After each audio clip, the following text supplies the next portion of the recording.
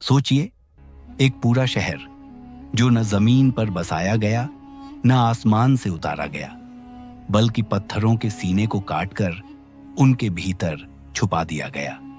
और फिर एक दिन पूरी दुनिया से गायब हो गया। पेट्रा, जिसे उसके गुलाबी रंग के पत्थरों की वजह से रोद सिटी कहा जाता है, जॉर्डन के दक्षिणी रेगिस्तानी इलाके में गहरी घाटियों के बीच छुपा हुआ है। इस शहर की कहानी 2000 साल से भी ज्यादा पुरानी है और इसकी शुरुआत नबातियन कौम से होती है। नबातियन एक अरब व्यापारी कौम थी जिन्होंने कठोर रेगिस्तानी जमीन को एक महान और विकसित शहर में बदल दिया। पेट्रा उन महत्वपूर्ण व्यापारिक रास्तों के बीच स्थित था जो अरब, मिस्र और भूमध्य सागर को आपस में जोड़ते थे। यहीं से लोबान, मसाले, रेशम और कीमती धातुएं पूरी प्राचीन दुनिया तक पहुंचती थीं। पेट्रा की असली खूबी सिर्फ उसकी दौलत नहीं थी, बल्कि उसका बेमिसाल वास्तुकला, फन ए तमीर था। नबातियन लोगों ने पत्थरों को काटकर किले, मंदिर और कब्रें तराशी थीं, जो पहाड़ों का ही हिस्सा लगती हैं। पेट्रा की सबसे मशहूर इमारत अल खजने यानी ट्रेजरी एक तंग दर्रे सिख SIQ के अंत में अचानक सामने आती है। यह इमारत लगभग 40 मीटर ऊंची है और एक ही चट्टान से तराशी गई है। इस पर बने स्तंभ, मूर्तियां और नक्काशी यूनानी और रोमन कला के प्रभाव को दर्शाती हैं।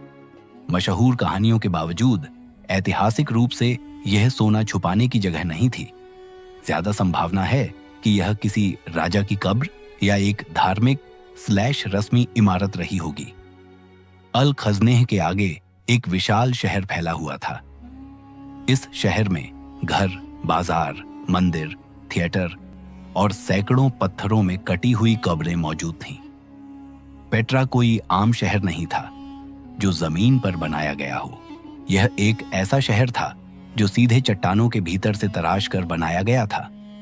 पेट्रा की सबसे बड़ी कामयाबी उसका बेमिसाल पानी का प्रबंधन तंत्र था।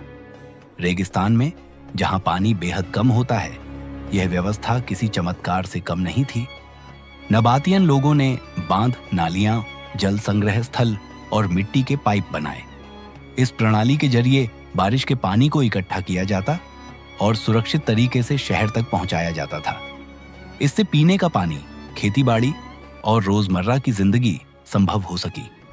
पेट्रा कभी एक हरा भरा शहर था जहां बाग और खेत मौजूद थे। पानी पर नियंत्रण ही पेट्रा की ताकत और तरक्की की बुनियाद बना।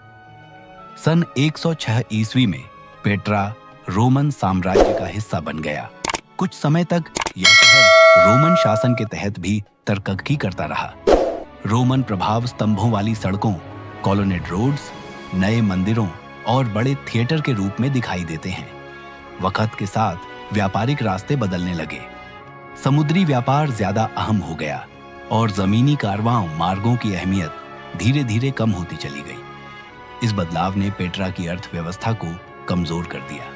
चौथी और छठी सदी में आने वाले भीषण भूकंपों ने शहर को भारी नुकसान पहुंचाया। कई इमारतें तबाह हो गईं और पानी की व्यवस्था भी टूट फूट का शिकार हो गई।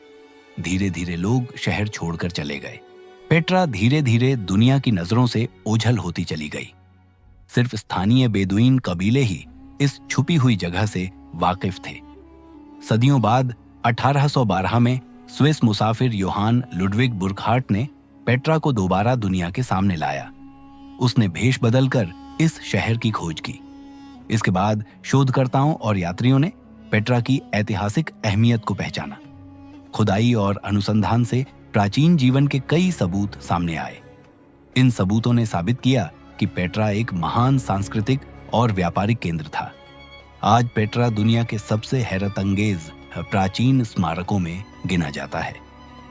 यह यूनेस्को की विश्व धरोहर स्थल, वर्ल्ड हेरिटेज साइट। इसके पत्थर हवा और रेत से घिस चुके हैं, लेकिन इसकी कहानी आज भी जिंदा है। पेट्रा इंसानी जनात, हिम्मत और रचनात्मक क्षमता की एक शानदार मिसाल है। ये याद दिलाती है कि सबसे महान शहर भी समय के साथ खत्म हो जाते हैं। वक्त में खोई हुई लेकिन पत्थरों में महफूज रोज सिटी आज भी दुनिया को हैरान करती है। पेट्रा रेगिस्तान के सीने में बसी एक महान सभ्यता की खामोश आवाज बनकर आज तक गूंज रही है। अगर आपको यह कहानी पसंद आई हो तो हमारा चैनल मिस्ट्री हंगर जरूर सब्सक्राइब करें, वीडियो को लाइक करें और एक प्यारा सा कमेंट छोड़ दें। आपका सपोर्ट ही हमारी ताकत है।